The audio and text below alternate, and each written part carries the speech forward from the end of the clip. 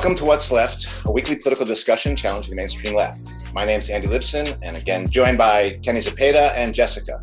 And as you can notice, we're missing Eduardo. He's still on vacation in Colombia. He'll be back in July. But we are joined by Alison. Alison is a mother and independent researcher in Philadelphia, Pennsylvania. She blogs at the intersection of race, finance, and technology at Wrench in the Gears. And I'll put the Wrench in the Gears link below. I want to remind people we are online at what-s-left.webnode.com, and you can find our blog in the episode notes. And please subscribe, rate, or review, and turn on your notifications. So welcome, Alison. Thank you. Thanks for giving me time again. Yeah, I appreciate it. I'm always excited to have you on. Always a little nervous to see what we're going to talk about. But I was thinking about, do you remember something called the Sharper Image magazine? Uh-huh.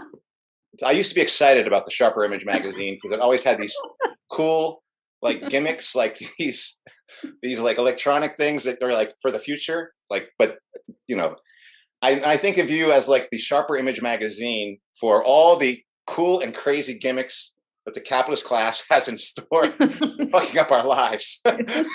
You're like that magazine that has all, you flip through it and you see all the crazy I'm like shit 2 years ahead. Yeah. So, Jessica, welcome back. Thank you. Yeah. How was your trip? It was awesome. Okay. Just lots of sunshine and good food, and my Spanish still sucks, but it's a little better than it was before. So excellent. Congratulations. So today, right here, we're going to discuss a 9-part series that Alison wrote, and we're not going to discuss the whole series. I think I'm going to let Alison describe what this whole series was about and why she did it, but we're going to kind of discuss our different impressions of going over this material. We recommend people themselves who listen to this take the time to go through this. We're not going to go through everything on here. But Alison, can you say a little bit about what prompted you to produce this series, and what generally do you think is the thread that runs through it? Because we're going to talk about a lot of things today. Yeah. Well, so I initially started out doing a sort of a big relationship map around this proposed legislation for this California trust framework, which, while they don't call it blockchain, is essentially, it's Robert Hertzberg introduced it. His district is in the northern part of Los Angeles, and that would be the infrastructure for digital identity in California. And we know that California, both like as the most populous state, and then, you know, and the next Texas, that they're looking to get people as human capital commodities onto blockchain. And it's been interesting to me to see the different narratives and how they have to pitch it to both California, progressives in California, and then conservatives in Texas, and try to like thread the needle and get everybody excited about blockchain. And the progressives need to get excited about it for like wraparound services and, you know, pre-K and, you know, housing wraparound services. And then in Texas, it's like liberation and, you know, freedom and free markets. And so this system is going to be appealing to both. So we started looking into it and examining Robert Hertzberg's connection to Nicholas Berggruen, who's a billionaire financier, and work that they were doing back in 2011, this blueprint for California, which was sort of an elite bipartisan group of people to fix broken government in California, and essentially laid the groundwork for this. And there were only 16 members of this sort of group. Again, it's a private group. This is not an elected group, to sort of lay out the future of California. You know, and one of the 16, like it includes Eric Schmidt, you know, of Google. So it's very clear these are very connected folks in this space. And then as I was going through, I realized it builds off of our conversations that we had around the conditional cash transfer, in that around the same time, I can't remember who brought it to my attention, but like the sterilization program in California that happened between, I think, 1909 and up until the early 70s, that it was formally discontinued. And California was like by far the state that did the most institutional sterilizations of people who were deemed deficient in some way, right? And this really ramped up during the Depression, actually, which so it was framed as, again, population management. But again, the people who were asserting it were predominantly very affluent men, scientists who were saying, well, we need to take care of these deficient, like unproductive citizens. And this was happening at the same time that there was increased immigration from Mexico, and China and things like, it was anti-immigration sentiment. And so they were just, doing this reproduction control system. And in fact, it very much informed the Nazi racial hygiene program. And everybody's very proud of this, And so I was looking into seeing like who these people were. And many of them were actually leaders of California higher education. The first president of Stanford, like many of these people, it was the Human Betterment Foundation. It was based in Pasadena. And so you look at this and then you look forward to now we're approaching a new era of mass dispossession, not unlike the Depression. And we've been conditioned, many people over the last 2 years to trust the science. And then I keep thinking, wow, like we really need to look back at what's happening within California's eugenics history. But not just that. My impression based on, really trying to center Stephen Newcomb's work around the domination principle and the pivotal role of the California Spanish mission system and all of this, that it's a scientific management approach to natural life, right? Like to existing natural systems, and an imposition from the outside to say, like, now we know what lives have value, which lives don't, how to improve lives, which is the human capital finance program. And so for me, because California is such a major player in impact investing, in the rollout, like, Web 3.0 mixed reality is, kind of it's not exclusively, but California, Silicon Valley plays a really central place. Also Los Angeles, also San Diego in the bio-nanotechnology. So I keep thinking, like, I wanted to talk with you guys about it because I know at least you guys are West Coast, like how this fits in with like all of that plus Manifest Destiny and Digital Empire. Because to me, I find the history really interesting because it, like today I had someone tweet me, and again, a well-intentioned person who came from the education privatization space, and I looked at this person's tagline and it was like, I'm a person fighting the communist takeover of education. Like that was the tagline. And I'm like, and this is somebody who actually engages like pretty thoughtfully on my posts. And I'm like, how can you have been following me for the last at least 2 years? And then you have that on your, like, straight out as how you identify on this social media platform. Because again, I'm not any ism. Like I'm not an ism, but clearly this stuff is about capital. Like, I'm not saying that the left has its own stuff going on, and there's definitely the polarity serves the function. So I'm like, oh, there's just stuff we have to unpack. And like, sometimes I feel like if we can dial it back into history, it's not so like, if we can get it back before the Cold War, like people might be able to see the story a little bit better, and that it's an imperial story. And guess what? Like all of education has trained us in the stories that we need to do to live in the empire and not notice it. And I think California does a really good job at that. So anyway. Do you hear that barking, unfortunately? Okay. It's okay. We like dogs. All right. God. All right. It sounds like you're in Latin America. Kismo, he loves to bark during what's left. I don't get it.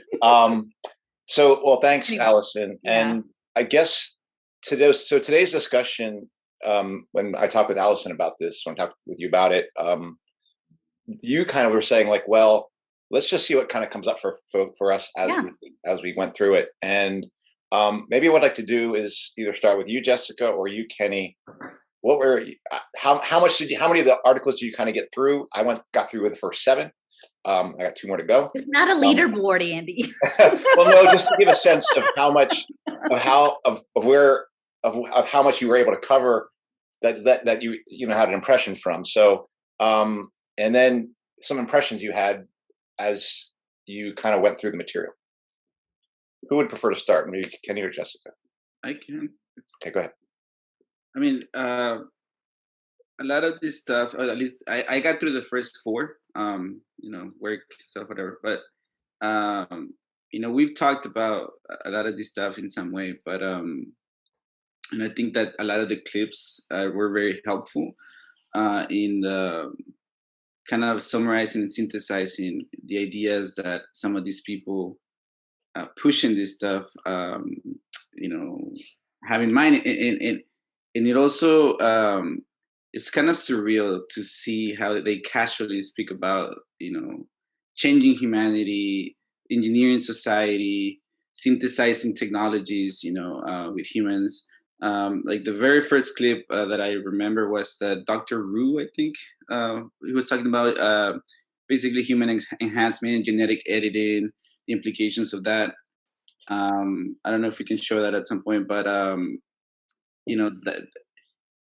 that is just one element of the multi dimensions of what is happening, right? It's not just about the way we study, we do health. It's about the way we interact with people. It's about the way we relate to each other, the way we relate to nature, the way nature is just again engineered to the way we're playing. I guess these people are playing God, playing gods, and they have no problem with it. Even in that same clip, I remember where he talked about essentially what I understand is fuck evolution. We're gonna change the human germline. Exactly. Why we can control it, and of course there are gonna be problems. Of course there's gonna be some sort of ethical issues. He compares that issue with the abortion issue, right? And how polarizing that is. And I have questions about that, whether we even are going to have debates by the time this is so much, so integrated into our lives. And then also just thinking about the implications, right, of, sure, let's assume this thing can be good, right? Let's assume, right, like editing, you can, make people's lives better. It doesn't, this is not separate from the inequalities, that are, have been constructed in this system, under capitalism, especially. Who do you think are the superhumans are going to be of the future? Who are going to get first access to? I actually think, I've thought, and this is, call me a conspirational theories, but like, it just so happens that out of like Hollywood people have had twins, it just so happens so, it just so happens that a lot of athletes, are getting these like, highly advanced technology, therapeuticals, in other countries, not in the US, but they go to Germany, to spin their blood and inject it back into their knee, and their back, it didn't bounce back, and again, this is an issue of, a group of people who are going to design humans, not just with higher physical ability, but higher intellectual ability and all these things, right? Let's call it a good thing, or enhancement, but they are the ones who are rule us right now, and they're going to perpetuate their rule over us. It's not about democracy, at no point, and that is so omitted from at least that first video clip. That tokens. You're going to get some democratic tokens for the collective. That's how they're selling it. Yeah, and so again, it's that, it just misses, and I think that is kind of the a general sense that I get from these people, that they talk about fixing society or the different elements of society without addressing the root cause, of our issues, and it's all about, I think you said it in one of your articles, Alison, where basically they don't want to clean up the world that they messed up. They just want to engineer the way out of it, or, and that will create new consequences and repercussions, and of course there is money to be made, and with that comes power as well. And so it's still a level of, I hope, naivete by some of these people, but I do think they tend to, like, just like any salesman, any salesperson, they sell the good parts, and they want to hide the sinister parts, which in reality I think are the most important parts, because in order to govern people, masses of people, dispossess people, you have to hide the ugly parts and until the system is running, and then, like, everyone sees the consequences of this stuff, and it ties us back to the mRNA stuff and how many people just dismiss this, just take it, just whatever, and without realizing how closely related to gene editing mRNA it is. And people in the scientific field that I know, friends who have accused me of conspiratorial spreading disinformation, who are in those industries, completely missed that because they were just excited by the, like little kids, by the future. And I was that person too, by the possibilities of technology, the possibilities of controlling things and making them better. But again, the evidence shows that trying to make things better creates repercussions and ripples that they're not even aware of. And so that's, again, just one element, right? Gene editing. And then, we're talking about the mind, we're talking about the synthesis of other technologies with the body. And so, yeah, this is a very dense topic. That's the first thought for me, in terms of the ability of a few people to make superhumans or, super workers or super rulers of the world too. I just want to chime in just about, like, telling the story. Something I encountered on Twitter in the last day or so. There's a gentleman, his name is Cesar Hidalgo, and he's Chilean. And he got I'm trying to think, he taught for a while at MIT Media Lab. And he's the gentleman, he has all these TED Talks about democracy. And he's the one who is asserting this idea that you will have a digital twin and we'll have this radical democracy, and your digital twin will just know you and it will vote for you.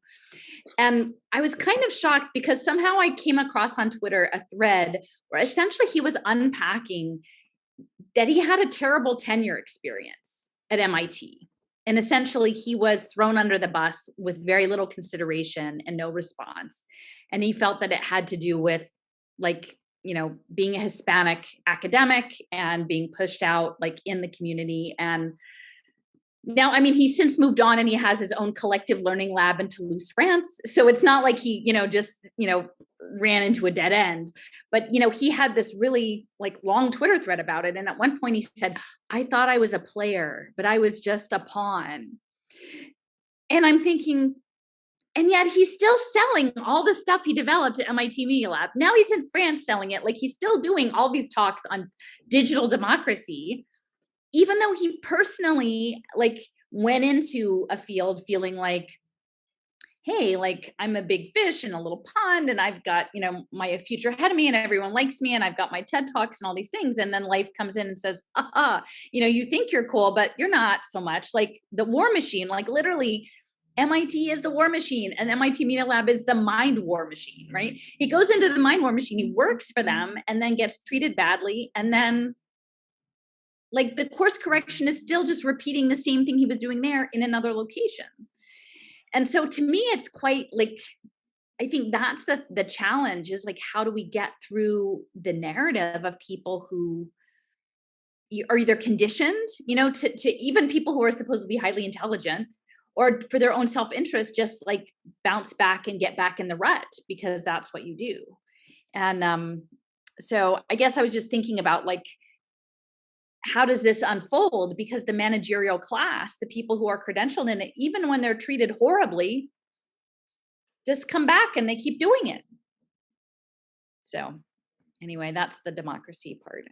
But yeah. And the gene stuff, one of the articles, and you guys probably didn't get to it, and it was a bit of a sidebar, but I had a bit of a meltdown with a friend. We were tending these city trees and we were pulling weeds in these pits. And you know, you guys are in city environments, like, you know, like the weeds, they come back. You know, it's a wild, like it's an urban jungle. Like there's stuff. And like the way in which the weeds were treated, like, which it was its own little jungle. Like it was this little like 6x6 foot ecosystem. And yes, these things needed tending, but I was going to compost the stuff. So at least their life had meaning, right? Like you pull all the nutrients out of the soil and, you know, and they were just like, no, it's trash. It's all trash. And I kept thinking, like, in this mission framework, who gets to say what life has value under what circumstances? Because we went from a place of like an untidy, unkempt thing to like totally scoured, gray, dead soil, but it was tidy, you know. And that's the way, like, that's how this struggle over the gene editing. I don't know. It's all just super, like making people super, like some of it may be actually creating chronic illness that then you can milk for data, like milk for remote monitoring around cardiac stuff, milk for remote monitoring around neurological stuff. Like, I feel like while I don't necessarily buy into a mass genocide, I do know that these people are market shaping for their wearable technologies. So on the one hand, it's superhuman, like maybe if you figure you've got it really right. But on the other hand, it's also making markets for excess labor to be like, okay, now your labor is to sit there and wear your wearable and behave so that we can make our impact markets. Yeah, I mean, one of the things that I told you guys before we started filming, I had limited time. So I blitzed through kind of like bird's eye a lot of the parts and then kind of like dipped down and took my time in a few different spaces. But just one of the things, just listening to you talk right now, Alison, and thinking about like just how much of this is so not new. And I think, you know, for those of us that are like the past 2 years or even the past like 5-10 years, whatever, like the interventions and just material changes in our lives, like the ones that have kind of been thrust upon us, like it can feel jarring. And reading your work can feel jarring and like very overwhelming at times. And because it feels like, whoa, this is some crazy dystopian future. But then like reading the parts about the history, it's not like this like market shaping that you're just talking about a minute ago, the eugenics, sterilization, the machine madness, like all of it, you know, it's been going on forever. And I think it's interesting that you said about like, just in terms of sort of getting people to, I don't know, just like open their mind and see it, you know, see the imperial nature of it, right? And that, what did you say? Like if we can kind of get pre-Cold War, I think that's an interesting, like, I don't know, theory or attempt. Like if we can get back into a little bit, you know, before, like a few generations, would people more easily be able to see the connections? And I don't know, because I think like one of the things that I always kind of stress with my students in a lot of my classes is like this myth that progress is somehow like automatically linear, right? And that like whether it's like rights gaining or technological progress, right? Like things just keep getting better and better, right?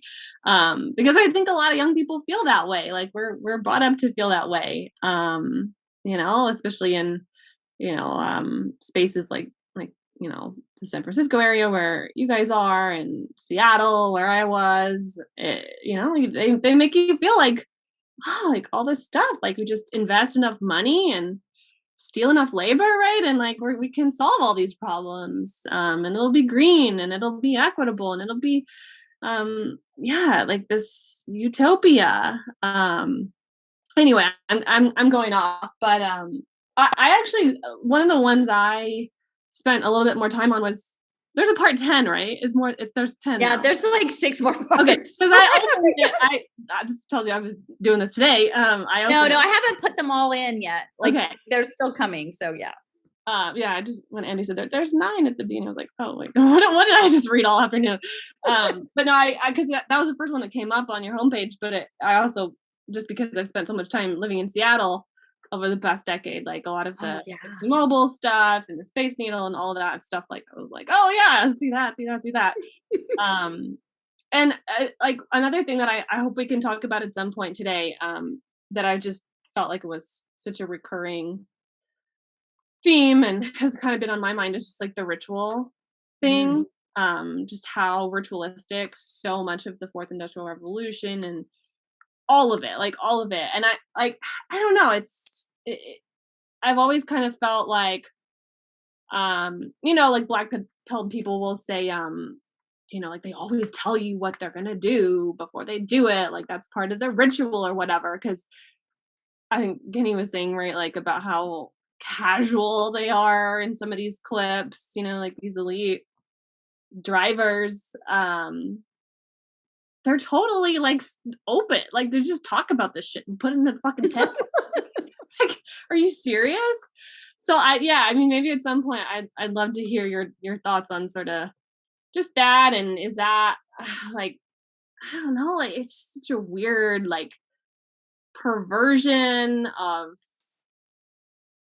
I don't want to say the sacred, because then it's, I don't know, but yeah, just like the ritualistic things. And especially with, I know Andy, you mentioned like the stuff with the royal family, like a lot of that stuff is, I've been thinking about that as well, watching. I just had my mom here. My mom's British, and she watched the whole Jubilee thing and the hologram. And I mean, I think a lot of people, I don't know, I mean, my Twitter is probably not an accurate like representation of the general public, but a lot of people found the hologram creepy, or at least like sort of cringe and weird. But there were a lot of people there cheering for it, right? And same thing when she, lights up the forest lights or whatever, right? And then you write about the chakras like moving up the tree, and it's like this weird skewed thing. And she's like half conscious. I mean, she's so like, I don't even know. Is that really her?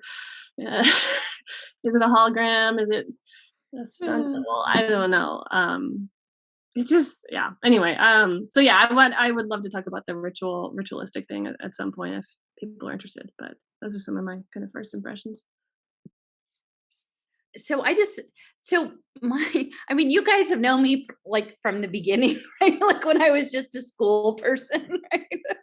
So like the scope keeps getting wider, and literally, I mean, there are many people who come in from like the truther side of the esoterics or different things. And like, I wasn't that, but the more you actually look at it, you can't ignore like these folks, like they feel like they've got stuff going on in these other dimensionalities. And it's quite interesting for me, specifically in California, because Nicholas Berggruen, he has this thing called the Berggruen Institute. He literally wants to build a monastery of scholars on the top of the Santa Monica Mountains. Okay. And so like I have a map in one of the spaces originally, just like, cause I'm the cultural landscape person. So I'm like, how does this lay out? Right. And you've got UCLA and the first ARPA node, like going up to SRI. And then like, right up the hill, you've got where he wants to put his monastery, which isn't there yet. And then you track the bottom of Hertzberg, district. And then you've got Disney.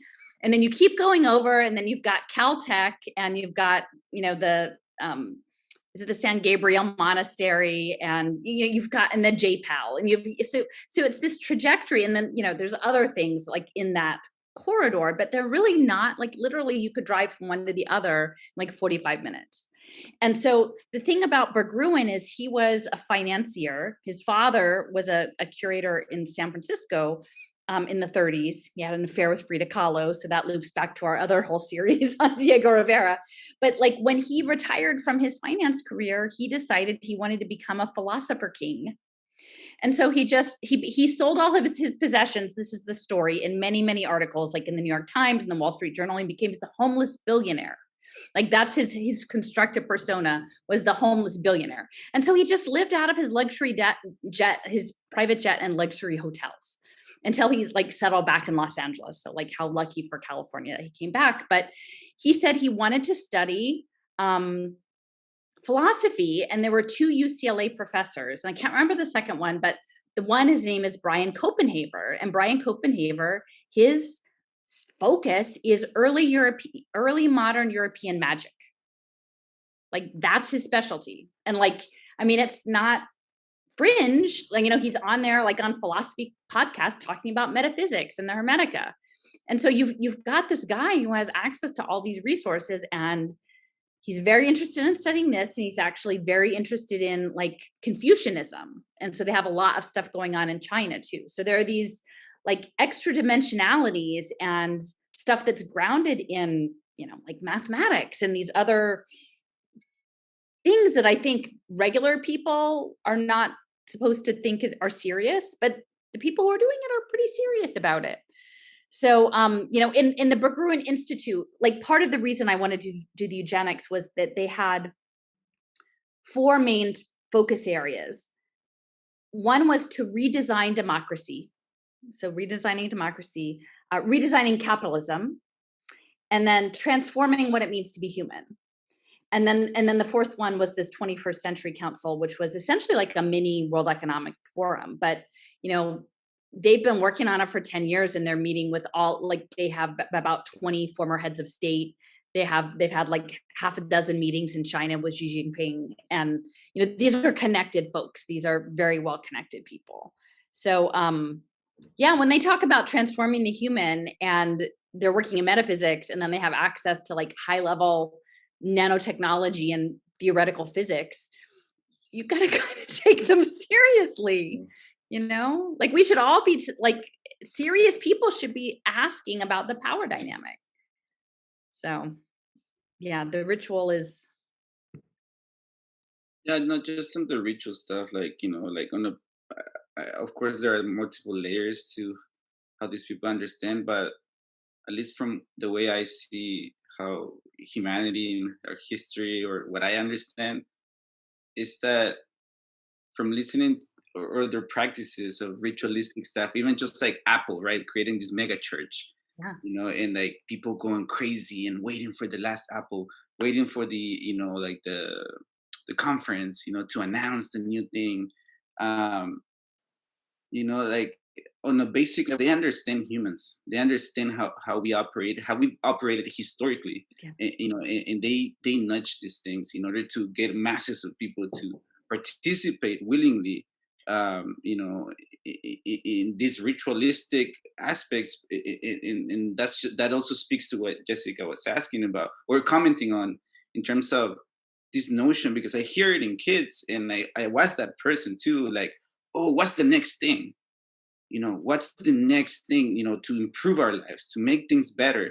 And so, you know, the ritual is, at least from how I perceive it, it's part of, you know, making us follow this trajectory of expecting better improvement. And, you know, like, this is not good enough, you know, and so it's scary, because they know how humans operate, and they know how to manipulate masses, obviously. And we've experienced it over the last 2 years. And that was the biggest lesson I had personally because it's scary to be standing outside of it, mm-hmm. and see how efficient it is, and how many lies I accepted, how much distortion is also dismissed, and how anyone who challenges, just like in any good religion, you know, they have mechanisms to push people who challenge the mainstream narrative. You know, they have mechanisms to dismiss you as conspirational or anti-human or anti-science, you know, weaponizing the very things we're trying to defend against us, you know, or people who stand outside of these systems. And so, again, the ritual part is so, like, essential in order to convince people and be part of it, to me. Yeah, and for me, I had a lot of thoughts while I was reading some of this stuff. I got through 1 through 7, and I didn't realize it's longer than 9. So you're going to have more added on after this. So, folks, you better start now if you're going to try to catch up to this. So I think you should make it into a book, Allison, because one of the other, sorry to interrupt you, Angel, really quick, but like it's it's really hard to take in that level of detail through a screen, for me anyway. Like, I wish I had it, like, I don't know, and even in just like pamphlet form or something. I wish my ink wasn't so expensive. The part you lose, though, are some of the clips, which I do think we are going to, I think each of us has some clips that, or at least one clip that we want to show from it, because I do think each clip has so many nuggets of really evilness and humor in some ways, but insanity, but fear. It creates fear for me when I watch some of those things, and anger. But so we're going to get to that. But I think the question, first off, the thing that comes up for me first actually is, Alison, you mentioned you had a teacher who was like, I want to stop this communist plot, right? I want to stop this thing. And honestly, I'm glad to hear that. And as a person who identifies as a communist, and Kenny does as well, I'm fine with that guy saying that, because what he wants to do is he wants to stop this. He might think it's communist, but the first thing you got to do is say you have to stop it. Whether you think it's capitalist, whether you think it's communist, this thing's going to have to be stopped. And that is the feature that I think is most important, that I would want to work with people around, because I also understand why he thinks it's a communist plot. Because one, you have, so-called former communist nations, and Cuba is injecting more of its children right now with vaccines than any of the places around, and Cuba's not running the show here, folks. But again, the role that socialists and the left has played in this, I'm just going to say, I have to say, I can understand why you think you're fighting a communist plot when you see China doing what they're doing and things like that. So just to clarify, this particular chunk was about, it mentioned Goldman Sachs. So it's like, if you want to try to convince me that Goldman Sachs is communist, like, that's that, just to be, it wasn't actually anything that had to do with the, I'm like, there's a fundamental misunderstanding. But for me, I understand how people, they come back around and they do that math a different way, because they kind of think that all these folks are in it together, and they think that they're trying to take our free capitalism away from us and turning it into a communist collective. Well, you'll have nothing and like it kind of thing. Anyway, that's not really the most important point. The important point for me is the starting point is stopping this. And I do think if communism has anything to offer, if Marx has anything to offer this, we are going to have to prove it in this season that there is something we can offer in solving this problem, because the people who say they were Marxist have discredited this themselves. But I do want to also go back to what Kenny was saying, because I think Kenny and I had a similar question. Like, everything I was seeing from this kept on being these salesmen or saleswomen who were selling this stuff. And I kept looking and saying, these people over and over again are telling me technology is going to solve the problem. Technology is going to solve the problem. And that's what they were doing over and over again. And it brought me back to our last episodes that Kenny and I were doing, looking at the Communist Manifesto. And Marx is talking about machines, the production of machines, and how machines are displacing humans in the process under capitalism. That is part of how capitalism works. And in doing so, it actually produces a crisis. And in order to get out of that crisis, the capitalist has to produce more machines. But the machines themselves, the ever increasing part of capital that relies on technology and machinery to create profit, is the actual source of its ever impending crisis. So everything they try to do has within it, it's the seeds of its own ruin. And so that's what I see these people doing here. Basically, they're taking the very same game that has got us to this point and saying, we're gonna kick it up a notch. We're going to now actually turn humans into machines. We're going to turn your data and things of your identity into widgets that can actually run things. We're going to take you out of the equation, and we're just going to make the whole thing a machine run thing. And that, I think they actually want to put the machines in you. I mean, I think that I do increasingly feel like that there's a computational element in this, which is really crazy to think about. But that's what cyborg ultimately means, is that the division line between where you are yourself and where you are on a piece of equipment and a tool, you are increasingly going to be squeezed out. So more and more you becomes a tool rather than anything that's actually human.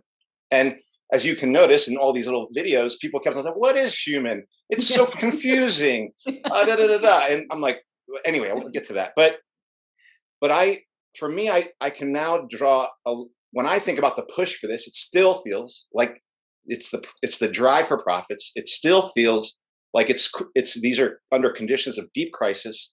And so the very same thing that got us into that COVID nightmare that pushed this last thing is the very same thing that, to me, gets us to Ukraine and Russia and United States and NATO.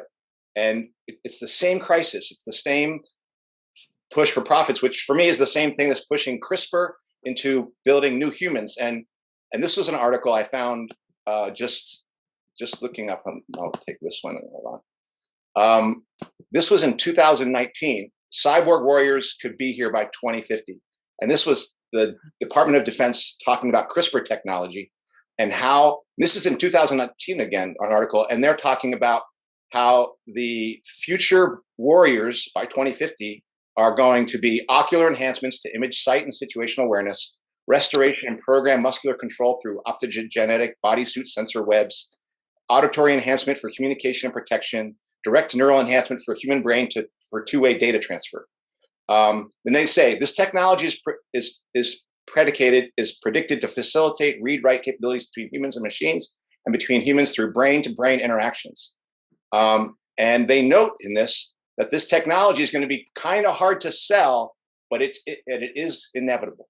And when I see things like this, and when I see, like, just the other day, the guy from the newest UK general came out and said to their own troops, the UK army has to tell its soldiers to prepare for a potential World War III, and saying, you 50,000 troops, understand we're going to have more of you, and you need to prepare to be on the theater in Europe. And then Russia responds and basically says, you know what, UK, if that happens, if there's a World War III, UK will cease to exist, Britain will vanish. And he himself says, where are you people going to live? And so when I see stuff like this to me is the context under which we are watching. On one strand, you see these people trying to dig themselves out of this giant hole that they've created for us using technology. And at the same strand, they're prepared, and they are preparing to literally destroy the whole kit and caboodle, right? And I believe that both those things are going to be in operation right now. This whole mythical idea of creation with this tree and things like that, to me, that feels like kind of the fever dreams of Rasputin during World War I in Russia, like just people believing that this is how they're going to get themselves out of these problems. But Alison, I do believe you're right. They should not, these visions they have should be taken seriously, because these people, they're not credible in terms of believing that they have a solution, but they are credible in saying they will enact what they think is the solution. And it will be, I believe it's going to be the end of humanity one way or another, unless we stop it. So those were the things that came up for me in looking at this. Is it reinforced for me that the stakes are humanity here. Should we watch the What is a Human clip? That was one of the ones that I pulled, and I feel like it relates to a lot of what you just said. That was that T-O-A. Okay. Yeah, Tobias Reese. Tobias, that jackass. I couldn't stand that guy. Okay, I think I have it right here. He's in Berkeley. Oh, no wonder. Alma mater. Oh my God. Okay, should I play it, Andy? Oh, I have to screen share. You got a screen share, yeah. So what is the human? Sounds like a funny question, like a huge and giant and big question. But the way in which we have answered these questions, or this question, what is a human being, seems to be outdated. So historically, we in the modern West have basically assumed that the concept of the human is stabilized by two differentiations, that humans are more than mere nature, that we're set apart from animals and plants on the one hand, and then we are other or different from mere machines on the other side. So on the one side is the human, on the other side are animals and machines. The criterion of differentiation for this was that we humans have what animals and machines don't have, namely we have intelligence, machines have mechanics, and animals have just instinct, so they're kind of enclosed. So this leads to a funny set of binaries or little couples where humans are intelligence, machines have instinct and mechanisms. Humans are free, we're not bound by instinct and mechanism, while animals and machines have necessity. We are subjects in a world composed of objects. We're thinking things in a world of mere things. If you think about the university, you see that there is a faculty of arts, which is concerned with the human only. And in fact, it's concerned with the human insofar as it cannot be explained in terms of the natural sciences or engineering. It's this idea of the more and the other.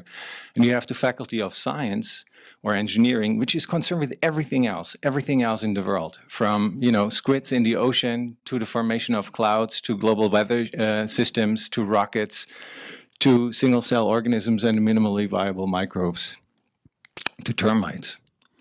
So we think that today, and that's the basic idea basic observation from which the transformations of the human program starts, today all of these distinctions, or these two differentiations, that we're more than nature and other than machine, fail. I list microbiome because no one quite knows where a human being ends and its microbiome begins. The microbiome would be the number total of the microbes that live in and on your body. So, for example, most of the neurochemicals that we find in our brain, the brain that makes us, so to speak, are actually produced by bacteria living in our gut, which is a very funny idea. Or synthetic biology, we'll talk a lot about this. The organisms that synthetic biology produces don't exist in nature, but they're perfectly natural, as if the distinction between nature and technology or nature and art doesn't quite hold. We're, by any measure, not the only things in the universe that are intelligent. Animal intelligence research has sort of undermined this, and machines think today too and learn and have intelligence. So it's as if the vocabulary, the logic of the human that is implicit in the vocabulary that we have to think about ourselves as human, to experience ourselves as human, to make sense of ourselves as human, doesn't work anymore. There are technical and scientific possibilities that have outgrown them. So we humans appear to be neither more than nature nor other than machine. And so the question is, what is the human? What is it that defines us now? So we designed the transformations of the human program as an effort to place philosophers and artists in science labs or in conversations with scientists in biology, but also in artificial intelligence, so that they together collectively study the understanding of the human or of the world that emerges from AI research, for example, or from biotech research, so that this is not an abstract, arbitrary question, what is the human, and everyone has a feeling or an opinion about it, but that we actually make science and technology visible as unfolding philosophical events. That's very irritating. Jessica, go ahead. And what were your thoughts on that? And I want everyone to share what they think about that. Cool. So that's all. I mean, I don't know. Like, I get he's trying to debunk the, the whole more than human, just the anthropocentrism, but his framing doesn't get any less anthropocentric, and in fact it gets more. I mean, humans are animals. First of all, we are, and that's great. Animals are beautiful, amazing. And I don't know, that the whole framing of the definition of the word is outdated. That to me is such an academic impulse. And I've just been reading about the documentary that's just come out called "What Is a Woman," which is about a different though related set of issues. But I think it's the same impulse to complicate something that's not complicated. Everybody knows what a human is. Everybody knows what a woman is. I don't know. It just, yeah. I mean, obviously there's all sorts of directions in terms of the consequences of what he's saying when it's actually applied. But my irritation is just most immediately in that sort of academic anthropocentric framing, which I just constantly see being. It brings me back a little bit to a conversation that we had with John Kleisek, where he talks about how I guess when we're trying to define things, it takes the essence of things away, and yeah, I mean I think that's what I think this is a product in a way of Western culture, capitalism, and Western science understanding, because there is different definitions or understandings of the depth of what humans is too, and depending on different cultures, depending on your environment, your context, and so, like,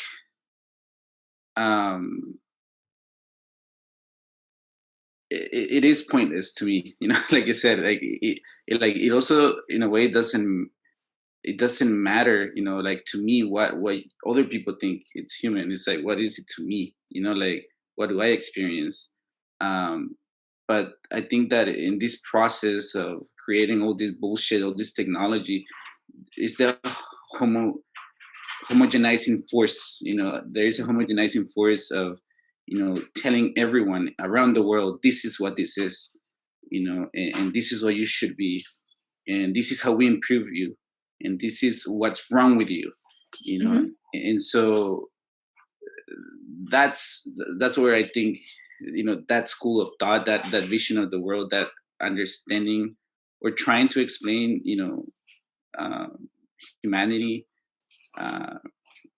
it's about, and ultimately, to me, it's like, it goes back to exploitation, because that's why you want to categorize things, because if you don't, you would just let them be. They just exist, and at least that's just how I see it. I think too, like disassociation, and like the way that he's framing, and all of these people are framing, like what would be like fulfilling, it's like, to me, like based on my lived experience, right, like the most fulfilling moments and experiences of being human, right, are when we fully like accept reality, not necessarily in like a super hyper secular way, right, but like accepting your body, right, like accepting, oh my gosh, like I'm a female human mammal, whatever, right, like these really, like embodied experiences, right, dance for some people, or human touch, right, a mother breastfeeding her baby, like these like full embodiments of like what it actually is materially and also spiritually, to be human, which is I guess like the ritual, thinking more about that, it's like we are super ritualistic beings, I think, innately, and so that's maybe why it works, their sort of capture of that.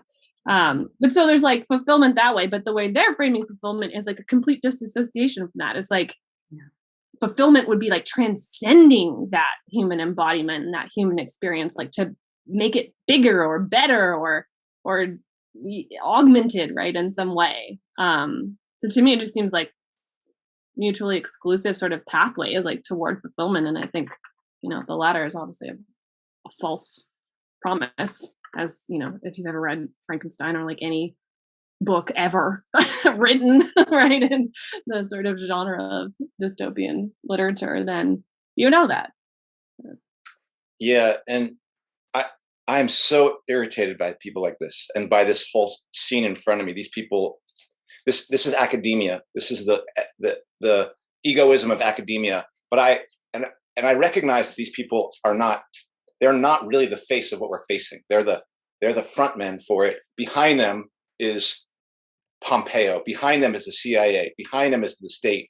Behind them are people who in corporations whose calculations have nothing to do with artists or engineers or humanity. Has nothing to do with that.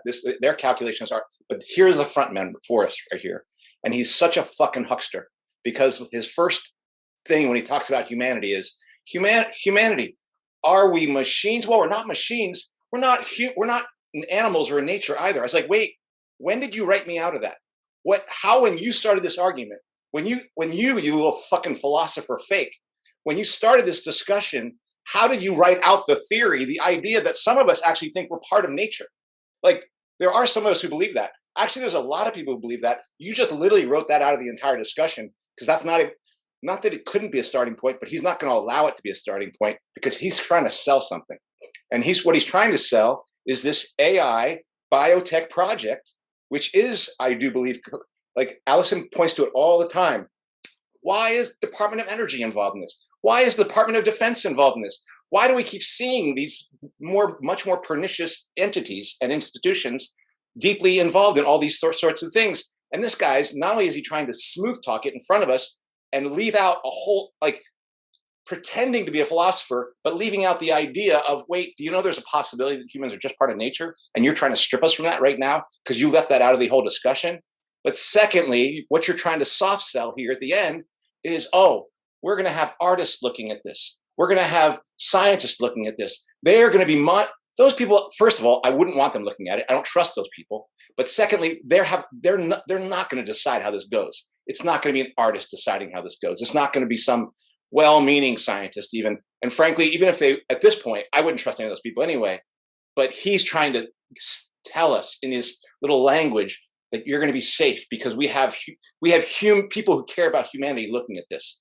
And it's just, I get so angry looking at the fact that his shoes, the color of his shoes match his sweater. And it's just, and that woman, it looks like she just looks sinister to me, the way she's sitting there in that chair.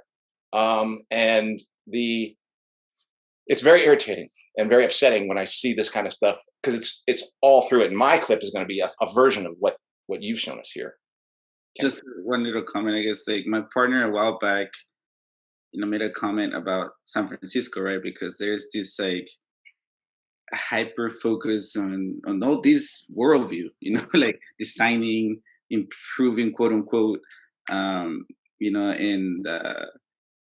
or equality and democratizing all these, cliche topics. But she said, like San Francisco's full of robots. So I asked whether these people are themselves humans, and because like I do think there is something that's like misguided and out of touch with what at least my sense of humanity is, which is aligned to what Libson was saying. I do see the world. We are part of nature. We didn't come into nature to conquer nature. We're part of the ecosystem, and that means the world. That means everything, but these people are so far removed from that understanding, so they think it's okay to just design, tinker with, and oblivious to the repercussions of things that have taken, millions and billions of years, to happen, and they think they can, just measure it and get it right, right away, and it will be happy, in that democracy and improved humans. So Alison, go ahead, because you found some of these gems. So what were your thoughts, and what are some things that come up for you as you? I just want to point out that this guy is like one of the second in command to Berggruen, who's at the arm of the California Trust Framework legislators. So, it's not that far off. Like when they need to neuroengineer you, it's going to be on your blockchain electronic health record. And that's something that Hertzberg doesn't talk about at all. The one thing that I think is important to understand is these folks are now, they're narrative shaping. So they're testing out the storylines to make things acceptable. And that's why, again, you've talked about bringing in the humanities folks, bringing in the artists, like they're there to sort of do some A/B testing of like the storyline. And if you look at it that way, it's helpful because you can see how they're planning to pitch it. And so a lot of the essentially what they're trying to frame is biology as technology. They're like, look, we caused all of this harm with these petrochemicals, right? So much true. So now they're going to reframe synthetic biology and gene editing and, bioreactor fermenter things as local and organic. And so because it uses molecules, somehow all of this is now an organic technology. And so we should be more accepting because it's the new paradigm. And it's not going to be global supply chains. We're just going to do synthetic biology like mushroom fabric here in your local community, and have the robots like, plan out the shoes and all the stuff made out of the CRISPR mushroom stuff. And so the narrative is being laid out. And I think that's important. And the other piece that it goes along with a few other papers that I included in some of the write-ups, but they're literally working on bidirectional, like, energetic systems where they literally look at life, like biochemical life. How do they describe it? As like is it assay? Is that how you say it? Assay, yeah. Assay for digital communication. So someone out there has reimagined that with an appropriate oracle of a biosensor, our livingness in the world can communicate information about what it is to live in the world into a digital space. Yeah. And they're really working hard on that. And then increasingly, like, they even have use cases right now, like improved fertilizers where they're doing, synthetic biology where they can remotely activate genes. And again, it's framed as organic, better than nitrogen, right? Like, we've got these molecules in the soil and we can just turn them on at the right time, like remotely. And you've got James Giordano, the neurohacking guy out there saying, wow, this could go all sorts of ways wrong. And we don't have even any policies in place to protect people from this, like this remote operation stuff, neurohacking. And so literally, and it was sort of touched on in that article with the military and collective hive minds, they're imagining a future where, like, our material selves have no boundaries. Like, I mean, you talk about, like, in social settings, people not having good boundaries, but they literally don't want our bodies, our minds to have physical boundaries anymore, and that we will, like, plug and unplug with other consciousnesses. And some of those consciousnesses we currently may not identify as living things. It's going so far out. And yet we haven't had these philosophical conversations, and then they're going to have them for us, at the Berkeley National Laboratory with the Department of Energy people. They're going to have the conversation and to tell us how it's going to go. So to me, that's a bit shocking. And then just the idea of, like, capitalism, like, these markets are built on inadequacy, right? Like, your body doesn't work right. You're not the right shape. This is not functional. Your hair could be better. Actually, your carpet is a little stinky. Like, every single thing there's a problem so that they can sell you the fix. And that was always that way. But now we're to the point of literally talking about, like, bio-nano hack, like, where does that go? And to me, I don't know if any of you ever read that book, M.T. Anderson's Feed. It's like a young adult novel. It's really worthwhile. Like, it's sort of an epistolary kind of framework, but it's set in this near future dystopia. And people have a feed. They're connected to the feed. And, like, the young girls literally, like, multiple times a day, there will be the new trend of how your body is supposed to be. Like, and it gets into bizarre things like cutting with little eyeballs in it and, like, things like, but it's so it's so brutal. Like, it's multiple times a day. You have to change your body, and I can see it. Like, this book is at least 10 or 15 years old, but knowing the mental health issues right now for young people, like, I can't even imagine how we're going to navigate that without telling them, like, you're okay. We love you. You're part of nature. We're all the way we're supposed to be. Variety's good, I don't know. That's what. Yeah, I mean. Oh, go ahead. Jessica, were you going to say something? I was just going to make a quick little comment. Go ahead. Yeah, I always say it's quick and then it's no, I just did a tiny anecdote just because I've been traveling recently, and you do like 10 times more people watching when you're like sitting on a plane or whatever, especially when you live in the middle of nowhere. But there was this girl in front of me on one of the plane rides, and she, when they, like, whatever, the intercom pilot says, like, okay, you can turn your devices on or whatever. And she was on, I think, Instagram or, like, some social media. And, like, I've been on Instagram, like, I've definitely done, like, scrolling to an unhealthy level at many points, in my life, whatever. But I was just watching her and just the pace at which she was the thing about the feed, and it's like a literal social media feed, like, just literally just scrolling and then into the story and then like onto the next. And I was like actually really disturbed, because even if I'm like, you know, doing something like that, like she was going like 50 times faster than like than I would go, you know, even if I'm sort of on autopilot. And it just, I don't know, what hearing you talk about sort of like the mental health and stuff, like I feel like that's just like a little microcosm of like literally like, okay, I have to switch to this thing and then change this, and here's this trend, and then it's Father's Day and so and so's having a baby and these body types, and it was like watching a robot. I mean, literally, it was so weird. And she was like, you know, a young girl.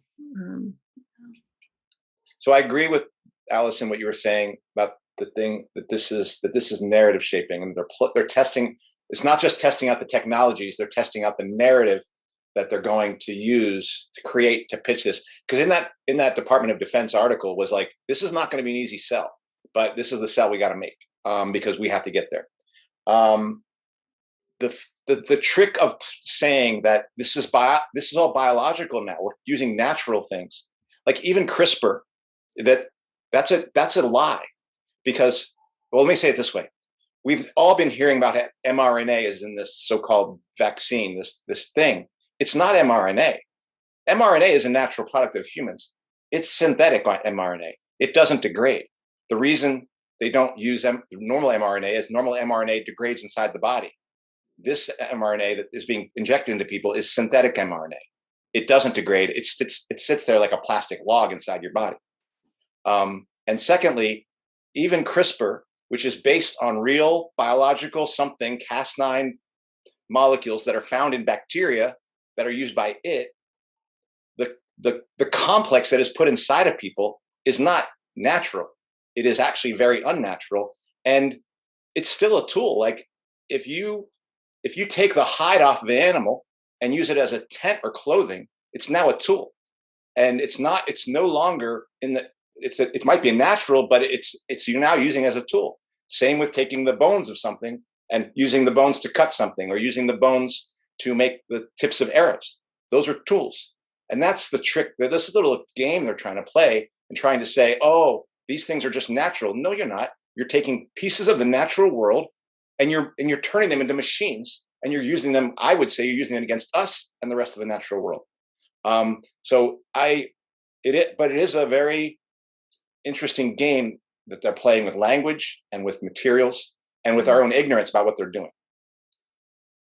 Well, I'll say, I mean, the first article that I wrote, just sort of situating this, went back to March when we were in Salt Lake City at the Mormon Transhumanist Conference.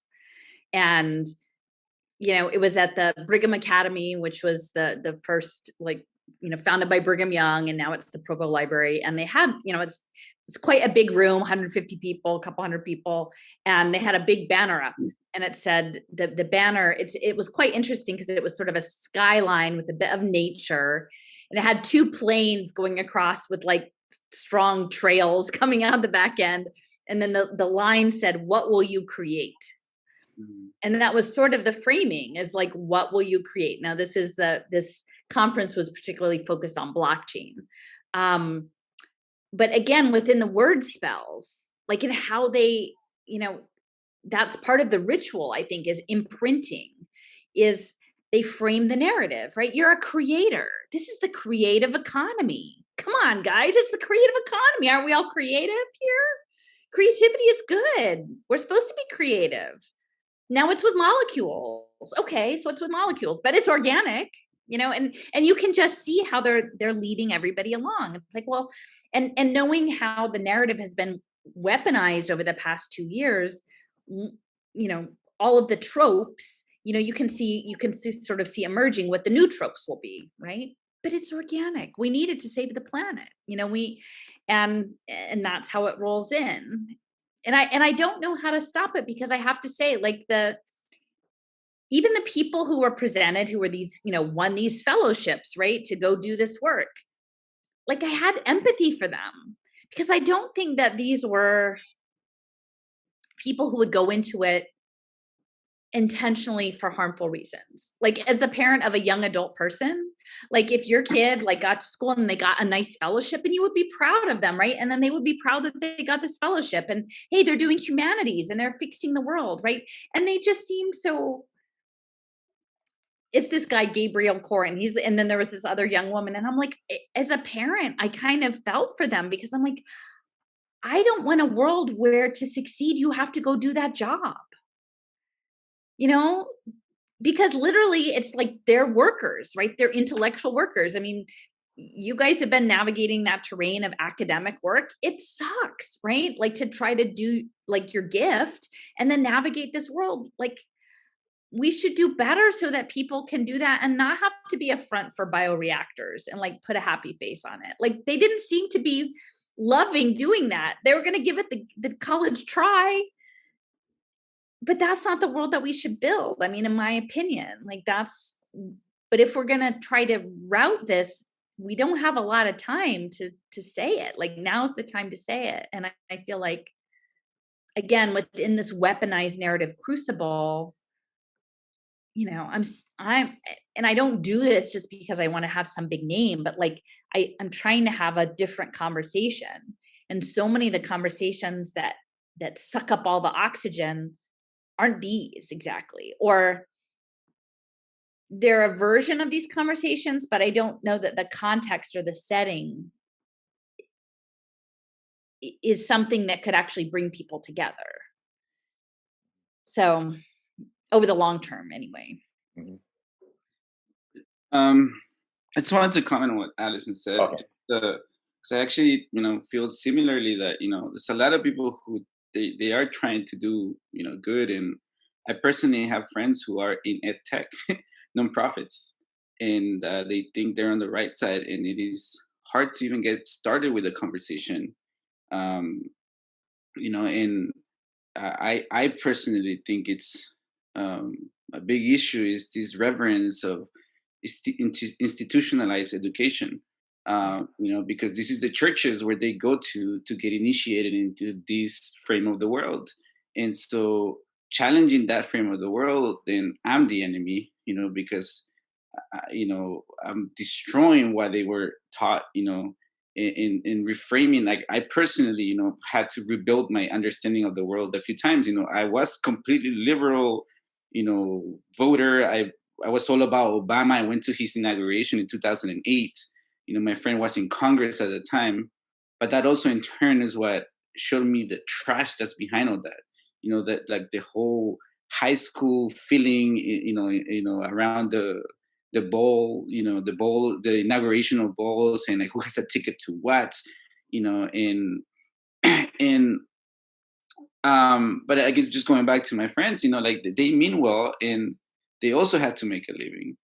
And it also makes me think of the people at the border, right? Like like people from like immigrant backgrounds who become ICE agents, right? It makes me think of the industries of, like the carceral industries, right? There are entire communities that depend on that.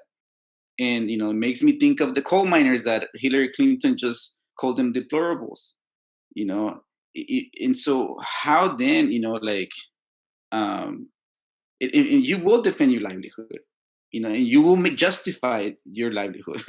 That's kind of a human thing, and so how do we get out of that, and like all these things that we're talking about is here are important, and they're daunting, just like Jessica said earlier, and they're hard. Like my partner is like, she actually gets a little anxious when we have a conversation here, because she has a hard time following.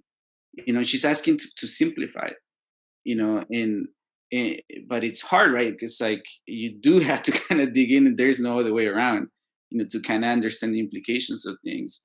And so I guess that is the human element in all this, that it is complicated to talk to someone who thinks they're doing well because they've been taught that that's doing well.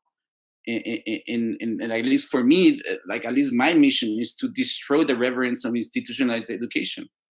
Like, yeah, sure, you have some sort of angle, and you've learned a particular frame of analyzing the world. Doesn't make you fucking right, or the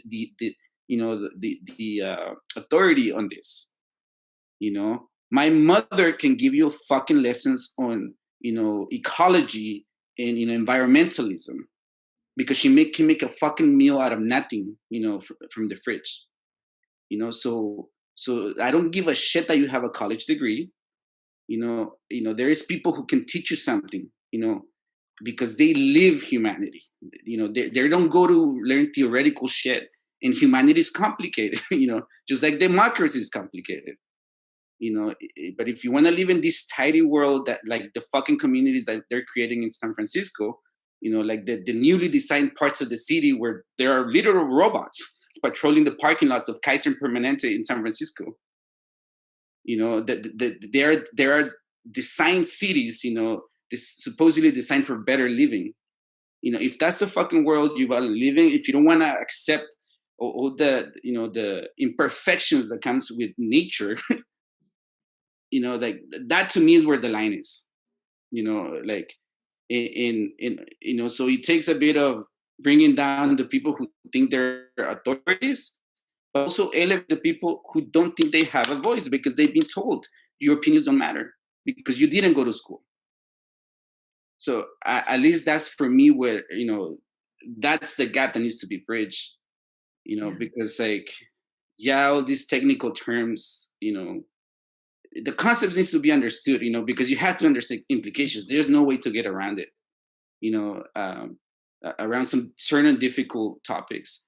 But to me is that, reverence, again, of institutionalized people and the reliance on experts. No, be your own fucking intellectual, have an opinion, be wrong. And like, we all have to pitch in to stop this shit. And I think in the process of elevating people that have been told that they're not experts, in the process of them elevating themselves, we can create something new. But as long as we keep relying on experts, then we get this bullshit, these salesmen, that will lie because they are part of the system, that they will test narratives on us, right, to convince us that they know better than we do. It's beautiful. Jessica, you want to weigh in on some of the stuff that they've said? I just feel like amen to everything that you said. If you got something, go for it, Andy. I think the only thing I struggle with this because I've never been comfortable with the people here in San Francisco or in the Bay Area. Like, I always felt like an outsider, as somebody from the Midwest, from a different background. And so I've always been suspicious of the arrogance that I see in this town, and felt something that there was something deceptive, that was deceitful in it, and mean in it. So I don't know if I have that same response that Alison and Kenny have of feeling sorry for these people. I kind of think when there's a lot of talk about Nazis and fascism these days. Everyone wants to talk about Nazis and fascism, but there was Hitler and Goebbels and stuff like that. But then there were the ground troops for that kind of stuff, and they had brown shirts. That's what these people look like to me. They seem like brown shirts to me. They sometimes are a little more diverse, but these are the authors of telling us. These are the salespeople who are going to tell us that more technology is going to make our lives better, when we all know the simple message is the very process that got us into this problem, they're pushing it harder. And then, as Alison pointed out later in an article, now they're going to say, oh, but we're going to revitalize democracy as well. The very thing that they've used to strip away democracy, to build tyranny, now these people are telling us they're going to build democracy. It's very hard for me to see these people as even allies in the future. So if that's possible, that's great. That's why the guy who said, I'm an anti-communist who wants to stop this, that's my ally. Because all you have to know is that this has to be stopped. And I personally don't think it's that difficult to say to somebody, the very people who lied to you about where all this machinery was going to take you are now going to bring you more machinery. They're going to try to make you a machine in order to solve our problems. What do you think about that? Let's do it, huh? It's like, no, that's the simple message. And your mom would get it, Kenny. And most people would get that. but we are also being separated at the very same time. So, but I would say, I mean, my research into impact finance, that's grounded in capital. Like, and it's not an ism. I'm not saying like one side or the other, but the mechanics of it. Yeah. The placing bets on managed human behavior, and there's a paternalism to it, right? Like that's going to come along. And the people who would be asserting this paternalism would be, in my opinion, probably the same class of people who were the social workers and healthcare providers who administered institutionalized mass sterilization. And without question, right? These were the experts that Kenny's talking about. So like we know what's good for you. We know what wellness behaviors are going to work for you. We know what nutrition is good for you. We know, and all of that's going to come with this emerging technology, right? And so it actually does matter to me that people understand the basic mechanics. Like this has to happen because there's a wave of capital that is, real estate is not big enough anymore. Mortgage debt isn't big enough. You have to become the debt. And if that piece isn't understood, I find the whole thing, like people are not getting it, right? And it's going to cross housing. It's going to be healthcare. It's going to be education. It's going to be food. It's going to be the judicial system. Like there's no aspect to the lives of anyone who's on the verge of dispossession that isn't going to be touched by that. But it's not communist here. Like I'm not saying that other countries don't have their own things going on, but here it literally is about understanding the finance. And if we don't know where to situate the power, like where to look, I don't find that just I'm angry about this, like it's going to help us focus. I mean, once we know and we realize it's Google and Mark Benioff and all of these jokers, like I don't know that I have a much better strategy, but like we need to understand it's them. And I don't know, maybe those people would just call those people communists. I don't know. Like, but it literally is about like, we have to package you as debt. And then to me, that's where if we backed all the way up to the mission system, right? If we backed all the way up into who is worthy, who is not, who is saved, who is not, who is compliant, who is not, who is natural, who is not. And it's bound up in indebtedness, like spiritual indebtedness, financial indebtedness. Then it feels like accessible in a different way. I guess that's what I was trying to get into with the mission system a bit, is that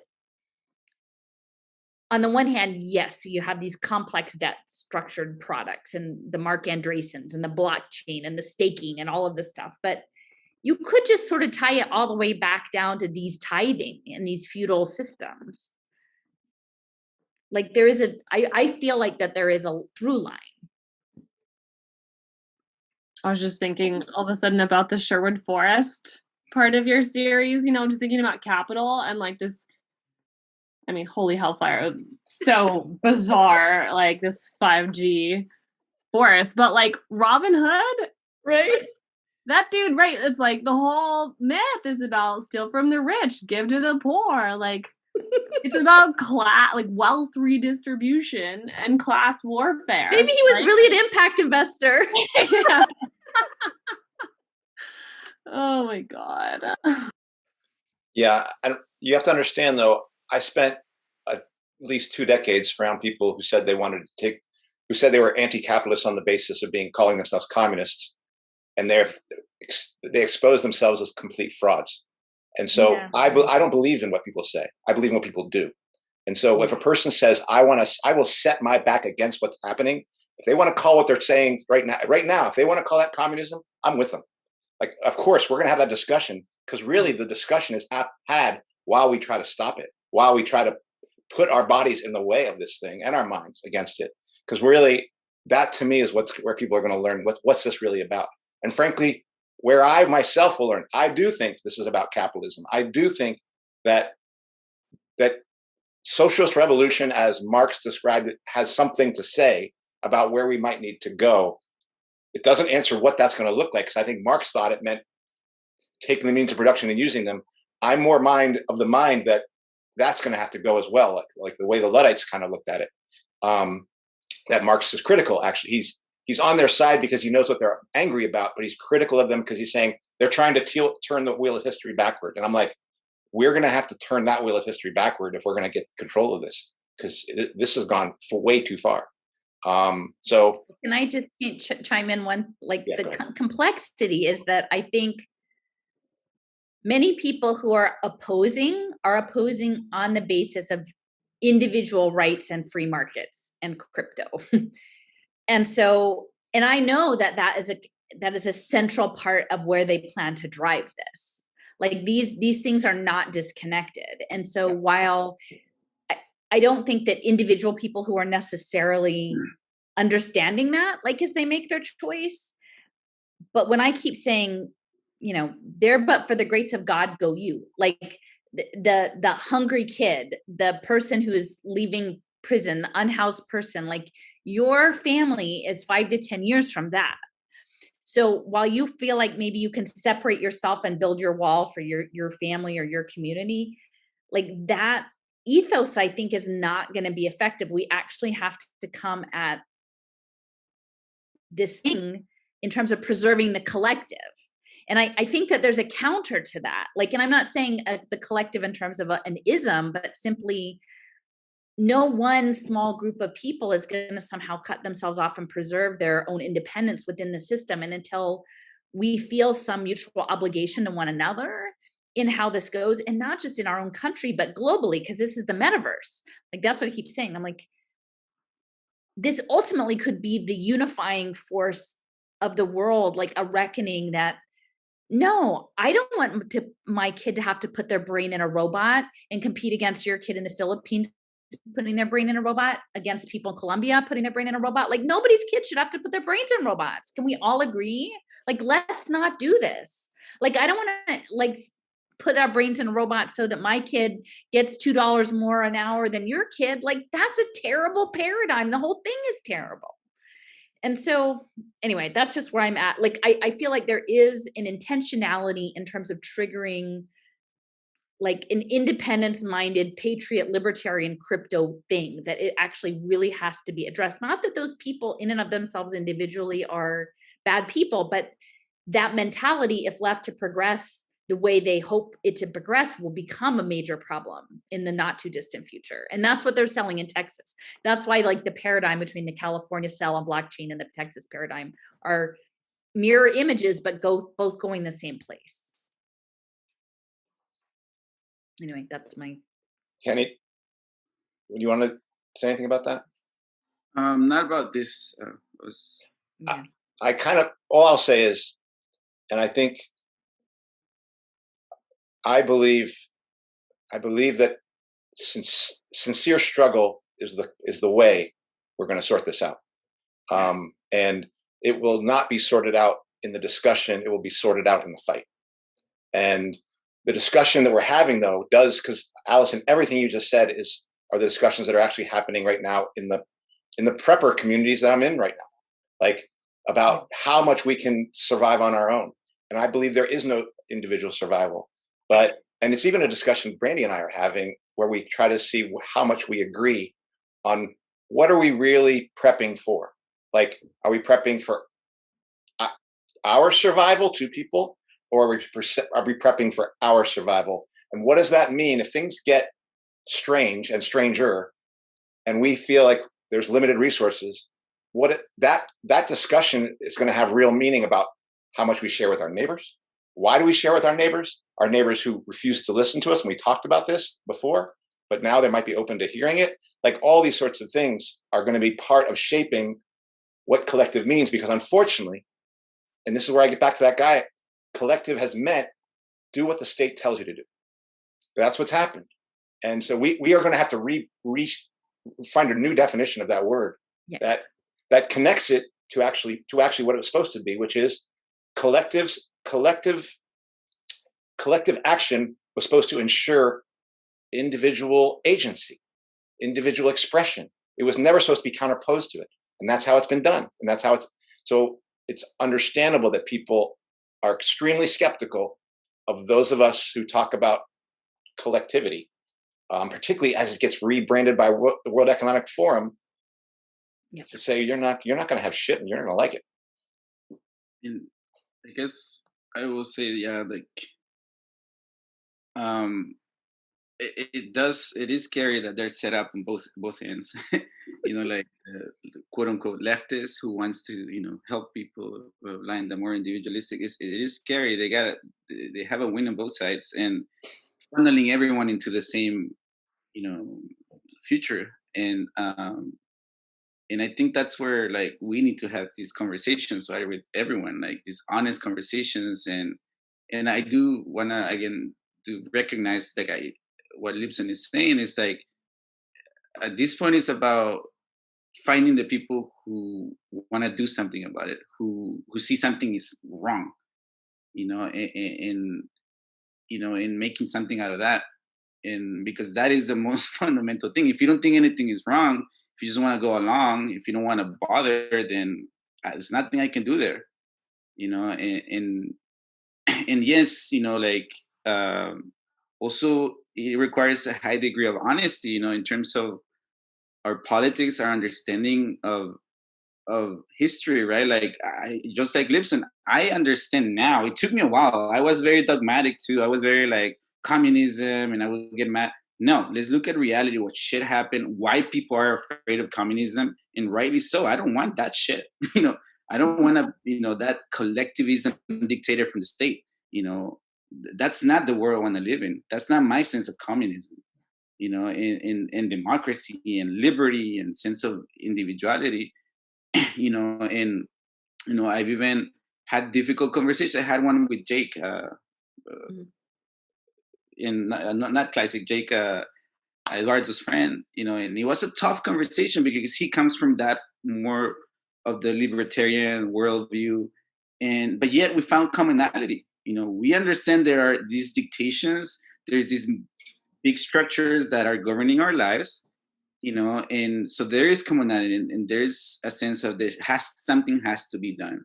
And so those are our allies, not the people who are in the system, as well-meaning as they may be, but they are unwilling to realize that there is something fundamentally nefarious and deeply wrong with the task they're executing in this machinery. And so for that reason, like I don't think I can. For me personally, it's a waste of energy to try to reach these friends that I disagree with fundamentally, but they're deep in that ed tech or in some genetic bullshit, because they will defend their church. Yeah. I don't know. I guess the language thing is really interesting to me. Like the idea of like, do we need, or to what degree do people need to have a shared understanding of like the vocabulary that they're using in order to like wage that struggle? Because I mean, we need to be able to communicate with each other, like even just on a practical, logistics level. And the language is so powerful. I mean, that's such a massive part of the narrative shaping and the market shaping and, just getting the public kind of wound around these people's fingers. I'm a poet, writer, English professor. Like I put a lot of stock in the power of language, but I tend to agree with you, Andy. I mean, I think I said something to this effect in one of the recent episodes, but I think like that deeper conversation about what is it that we're building and how do we want to organize it, and who are there, what are the rules going to be, and what if you dissent, like that discussion is the reward that we get, if we're able to actually wage this struggle and win or whatever, I don't know, whatever winning looks like. Sorry, my dog's barking. I do want to say one thing that I hear what you're saying, Alison, that because I do take what you're saying, Alison, as even more than just the language descriptor. You're saying, look, this is the beast that's at work here. This is what we're dealing with. And I completely agree with you that, and this is why these discussions are so helpful, because they help me reinforce what is it that I actually believe is going on, and what do I need to shed of my old illusions that will be helpful in the struggle that I'm involved in here in the Bay Area. So I don't want to, I'm not dismissing it all. And in fact, I value, Alison, you staying focused on, let's remember what this is about. I am prepared to put aside right now people I'm running into, them not necessarily seeing it. But if they get that wrong, they will be fooled by our opponents. At some point, they're going to have to get that right, because our opponents are going to use the full spectrum of chicanery and illusions to draw people back into the system and get them to buy in. So that is going to have to be answered. And if what we're dealing with is this thing called capital and capitalism, we are going to all have to come to that understanding at some point in time. But the thing is, it's already happening. I mean, in all of the different sections. And I think that's part of like the understanding of what is the struggle. So now, we've moved on from the first year of like, okay, it's about the health stuff, to people understanding, okay, it's fourth industrial revolution and the internet of bodies. Like, I think people have a pretty firm grip in economic dispossession and control. I still don't think that most of those conversations are proceeding with very broad stroke discussions of, it's the Chinese social credit system, it's the Chinese ESGs, it's the, they're going to ruin all of our food supply. Without it, at least, and I'm speaking just for being here in the United States, an understanding of what it actually is, because I feel like until people can come to terms with what is the United States, like in California sort of embodies a certain component of like what the American dream is. What are we? Because we're defending a concept that I think we don't have we're not looking at it with clear eyes. And so, like, the nature of people's struggle, like how they define the struggle may be different. Like, many people may just be like, I just want my family to be okay, and I have the stuff and I have freedom to do what I want. For me, I feel like the struggle is more, how do we try to heal domination culture? Like, and I'm not going to see it in my lifetime. I'm not kidding myself that that's an easy thing. But like, until we can lay out a story in an authentic way of like, hey, like, I think the article that was the hardest for me, the research, was really looking into the radiation, like these secret military things happening during the Cold War and injecting, like, not that it's totally shocking to me, but literally, I think part of it was like, reading the appendices of the congressional hearings and saying, the University of Chicago got 56 aborted or stillborn babies that they, incinerated and tested for strontium-90. And there's a certain like harshness to that, right? Like, that is who we are. And I'm not saying other countries don't have their deep baggage and other things, and they need to deal with it wherever they are. But I guess my ambitions for this struggle are bigger than simply like beating back this thing for the moment and like carving out some space. And not everybody has the same job in this. Like, I'm not saying everybody has to do the thing I've picked up to carry to do, but yeah, it's how you define the terms of the struggle. And for me, I'm like, wow, I guess I just go bigger, but go home. Like, and again, not that I'm just trying to bash it just to bash it, or like, but I feel like we can't, until we actually look at it and see it, then like, how are we going to cure it? Like, how are we actually going to get, because it's just going to keep coming back with whatever new technology it's this domination thing is embedded in it. And I will just say, like, one of my very first article that I thought was quite fascinating was looking at the indigenous people of the Los Angeles area, and they were doing an excavation tied to some transit corridor opposite the San Gabriel mission. And the guy's like, look, there's the water wheel. They're like, this is the first vertical water wheel on the way. It was super efficient. Like, this was high technology, like New England, man. Like, the New England guy came over from Boston, and he fought the pirates, and then he joined the mission. He got the vertical water wheel, and then it was just full steam ahead for California agriculture after the vertical water wheel. And like, they're pointing to it in the trench in the, opposite the mission. And I'm thinking, like in the mission, they have like a statue to the thousands of indigenous people who died, like in that mission, like many of whom were probably worked to death digging irrigation canals to feed the damn water wheel and the lemon and the orchards that were put in there and the grape, so it's the efficiency. Like, how do we get over that? The experts, the scientific management, the efficiency, the managed life. And I don't know, like, I don't find even in the, like, people having the internet of bodies conversation, like, I can't tell you how many people seem to like things I put out. And then like, I'll glance at their profile and like, they're literally in the biotech sector, or they work for Salesforce, or they do these things. I'm like, oh, like, do you have cognitive dissonance? Like, is there, I don't know. That's what I was going to ask, Alison, is like, where do you have a sense of where you think that's coming from? Because I think, like, I feel like so many like anti-mandate or like people in this space that I'm like subscribed to or whatever, like I feel like I've gotten emails from probably every single one of them at some point in the last year with like the subject line being like, we've won, no, we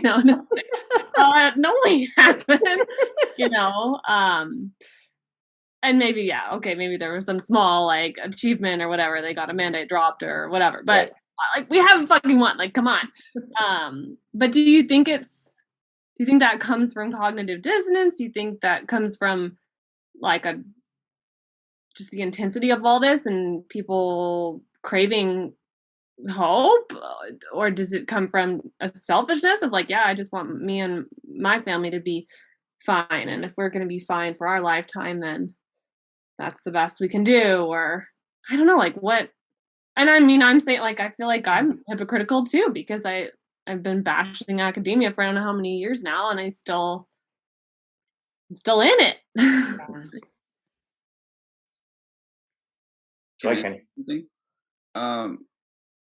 So I guess where I'm at now is that, we've talked about, building something, right, worth defending. And, I think that that's still true, that especially considering where the world is heading. And it has to grow, and it has to invite people who, like myself right now, I helped with the Workers and Students for Choice at the beginning, but then I can't because I'm struggling. I'm not so much, I'm still in the struggle in my own way, but I'm not directly in the struggle because I am struggling, because the system is eating me alive right now, financially. Mm. And so how do we then create things that can give people a way out, from that hamster wheel?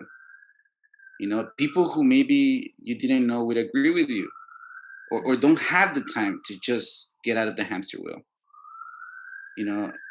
And I actually, I talk casually about politics. I talked to this 27-year-old Black kid from South Carolina who's new to the Bay Area, and he's a rapper, he's an artist, and he also dropped out of college, and he was telling me, what, they want us to be like robots. So he gets it. We haven't talked. We just had a casual conversation. And he gets it. He there is people who get the sense of the desperation that this system creates, that we're living under. So how do we create something that will invite people, that it creates again, figurative politics, that creates that thing that we want the world to look like.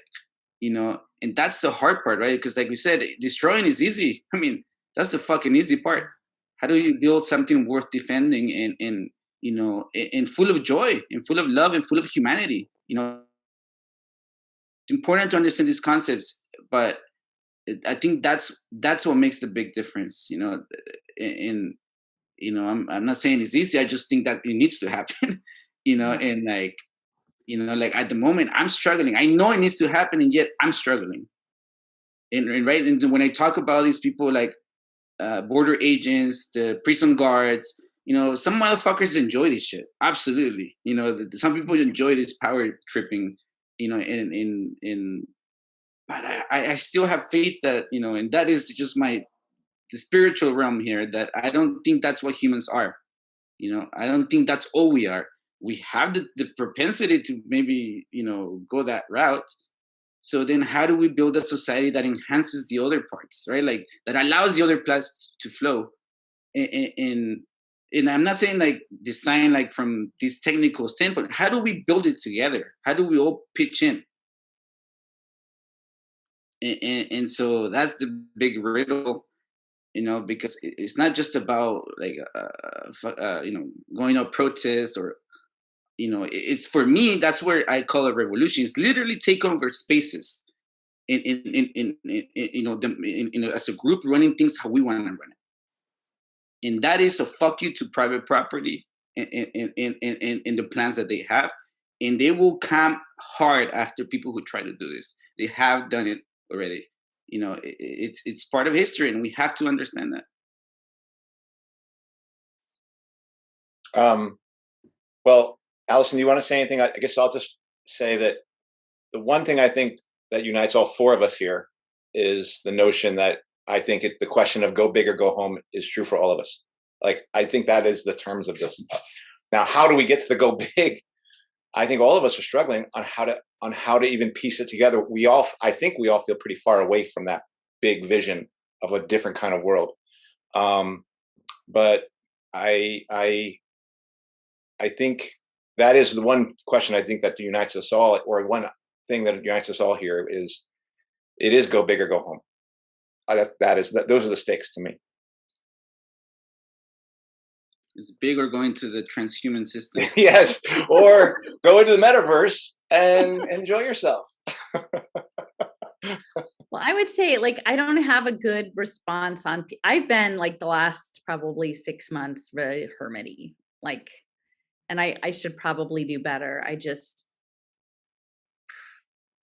think it's like, this is a marathon, right? And so I kind of realize, like, you have different stages of this thing. I mean, Kenny, it sounds like you've got that too. You do stuff, and then you have to pull back or you reflect. I think, Jessica, what you said early on about like the anthropocentrism, and Andy also about being connected to nature. I think in taking over spaces or connecting, I increasingly feel like there is a like energetic connection between people and natural systems. It doesn't have to be wilderness systems, but like the stand that we take it's for the more than human.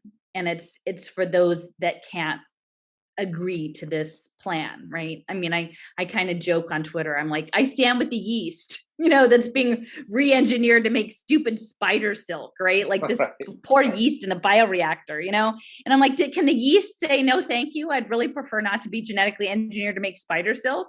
Like, but that is because literally I talked to this guy last week who's a Penn like scientist, and now he does something different, but he used to engineer yeast. Like, he didn't even know about Ginkgo Bioworks. But I'm like, we're not that far off of a pile of yeast, like when you really get right back down to it. So like, where is this line?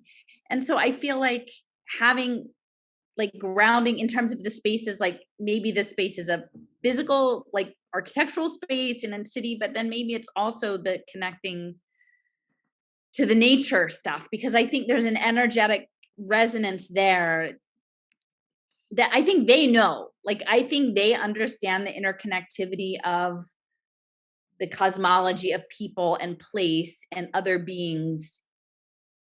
And they're getting in there with their frequency waves and all that stuff to try to break that up.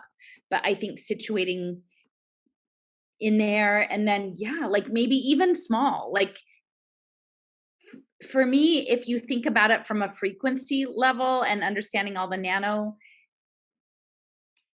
maybe it doesn't have to be big. I think it includes music. Like, I think it includes food. I think it includes nature.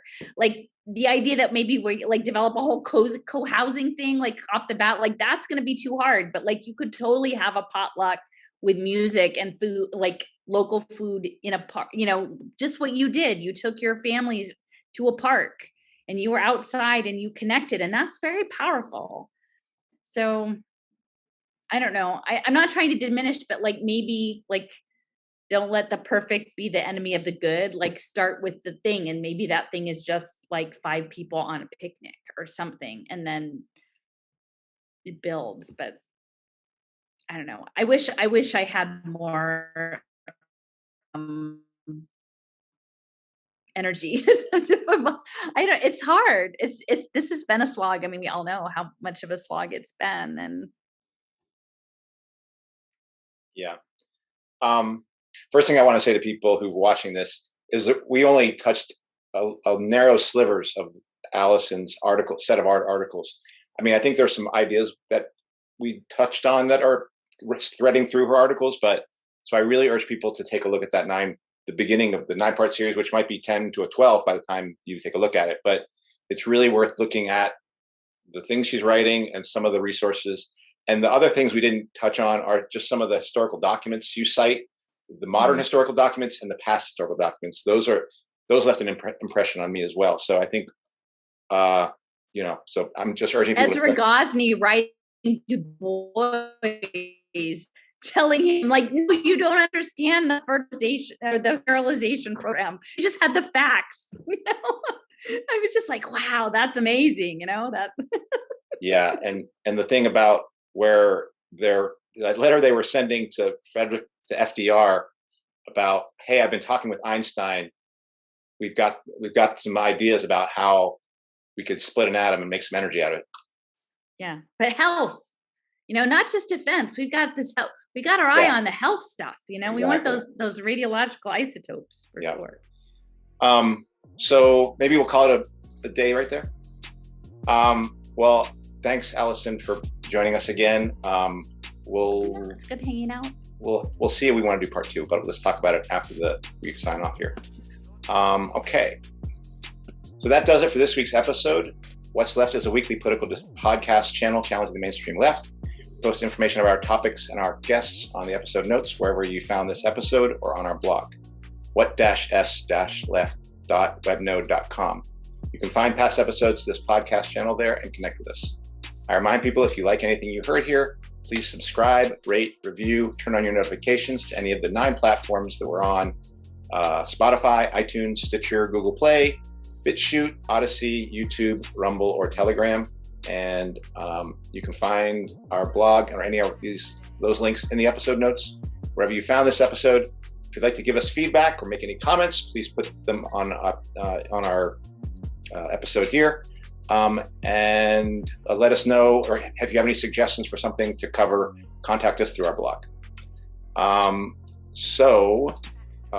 Alison, thank you. And Jessica, welcome back. And Kenny, as always, good to be here with you. That's it for this week. And we'll see what we bring to you next week. It might be Alison, it might not. That's fine. All right, take care. All right, bye guys.